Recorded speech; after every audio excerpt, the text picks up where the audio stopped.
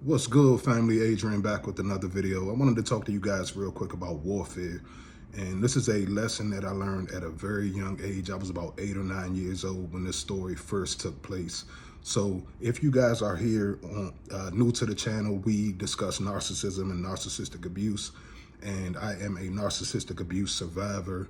And I basically utilize my platform to help validate the victims, let you guys know that there are other people that share similar stories to you guys. And the reason why I created the channel was because basically, number one, I wanted my son, like if anything were to happen to me, I wanted my son to know for sure that I was in his life and I was there for him and all of that kind of stuff, because the narcissist and their family continues to basically spread lies and smear my name and all of that kind of stuff. So I wanted to utilize the platform to tell the truth about everything and have it documented. Therefore, if anything were to happen to me before my son gets of a certain age, that he would know the truth about his father. Secondly, when I started first learning about narcissism, I didn't have a lot of resources and I didn't have a lot of education on the topic. And one of the things that helped me was coming to YouTube and hearing a lot of other survivors that shared their story. And I felt like, I have a voice and this is my time to utilize my voice to help other people. So I use this channel to basically give you guys shortcuts to your healing journey. I have done an amazing job up to this point in my journey. I am still definitely pretty new in my journey, but I feel like I have a lot of value to give to you guys. So basically that's why I created the channel. So shout out to each and every last one of you guys. Salute to the whole family, man, for being here. I appreciate each and every last one of you guys for subscribing to the channel and showing love to the content. So this video is about warfare, and you can utilize this on a spiritual realm. You can utilize this on a physical realm. You can utilize this in whatever type of warfare you're in. And this is, like I said, a lesson that I learned when I was about 8 or 9 years old. So what happened was my father he's a lot like me. He's a very protective friend. And my father was, kind of in the streets when he was a younger guy and all of that kind of stuff before he passed. My dad died in 2019, rest his soul. But a lot of my experiences is going to come from my experience, I guess I would say living with my dad or dealing with my dad, and some of the things that his life brought into my life, and basically some of the things that like they talk about generational curses and things that are passed down and all of that kind of stuff. So a lot of what kind of, I guess, groomed me for narcissistic abuse or dealing with toxic people is my relationship and my experience growing up with my father, with him being addicted to controlled substances. He was addicted to heroin and cocaine for a little while, and alcohol, cigarettes, all of that kind of stuff. But basically that kind of groomed me for narcissistic abuse, and I'll tell you guys about that in another video. But this video is something that happened to him, and it taught me a lot about how to maneuver and how to move when you're in warfare. So what ended up happening was my father was a guy, he had a positive reputation in the neighborhood that he grew up in. He was very protective of the people that, his loved ones in the neighborhood and all of that kind of stuff.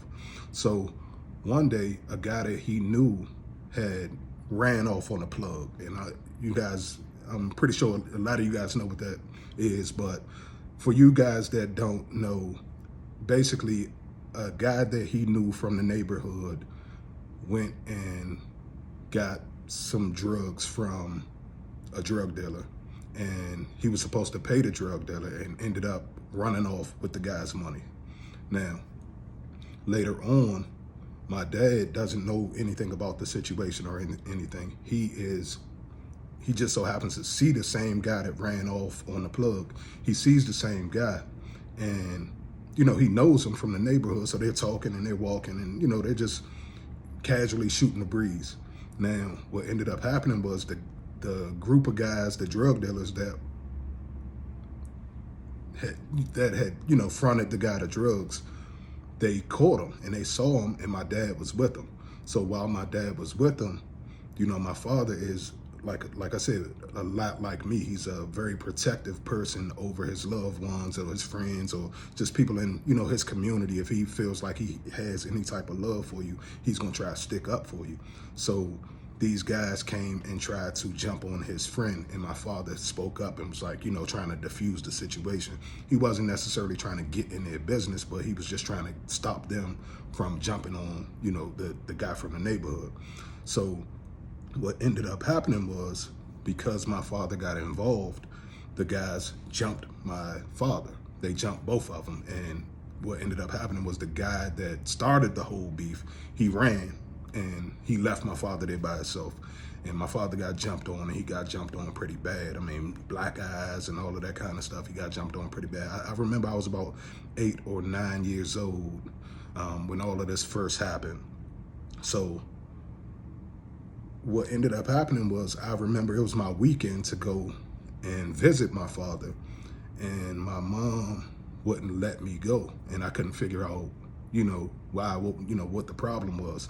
And so finally, after, a few weeks, because my father was healing, he had black eyes and all of that kind of stuff. So while he was healing, I finally went and saw him and talked to him, and he told me exactly what happened. That's one thing that I have always respected about my dad, is he kept it 100 with me all the time. He never told me a lie about anything when it came down to his life and his lifestyle and all of that kind of stuff. He didn't try to turn me on to it, but he was very honest and direct with me, because I guess, he just didn't want to lie to me about it. So he told me what happened. He told me the entire situation, and he told me that the guys had jumped on him. Now, I'm so young that I can't, I'm 8 or 9 years old. But what I learned was, my dad strategically, like for the next several years, I wouldn't say hunted these guys, but he caught most of them. He didn't catch each and every last one of them, but he caught most of them one by one by one by one. And so this went on until I started getting into my older years. Now I'm about 14 or 15. So I remember, like I said, this happened when I was about 8, but we caught a guy when I was about 14, and my father caught him by himself. And now the tables are turned, you know what I'm saying? So now my father, approaches him, and he's like, yeah, you was one of them guys that jumped on me a few years back, this, that, and the third. Now he had caught, over the years, he had caught one by one by one by one by one. And I kind of asked him, like, as a young age, I didn't really understand, because we, in my era, in my age group, that's when a lot of the shooting and killing started. So, we, like, my era and my age group, they grew up, doing a lot of shooting here in DC and all of that kind of stuff. But my father grew up a fighter. He's old school, so he grew up, throwing his hands, which he taught me that too, you know what I'm saying? He instilled that in me too. So I would much rather, throw these than to go pick up a gun and, throw my whole life away or ruin somebody else's life and all of that kind of stuff, especially if it can be avoided. But what he showed me was that, and he said it, he said, most of these guys are tough when they're in a group, but when you draw them out and you catch them one by one, they don't keep that same energy. And so I learned that at a very young age, is that when it's a group of guys, when it's a group of people that are attacking you, oh yeah, they big and they bad and they tough. And that's how bullies move. They move in packs and they attack you in the pack. But when you draw them out one by one and deal with them on that level, most of them won't keep that same energy. So how does that tie into the narcissist? So basically, what I started to realize was, when the narcissist was attacking me, she was strong when she could draw me into her crowd. She could draw me into her world. She was pulling me into her flying monkeys and all of that kind of stuff.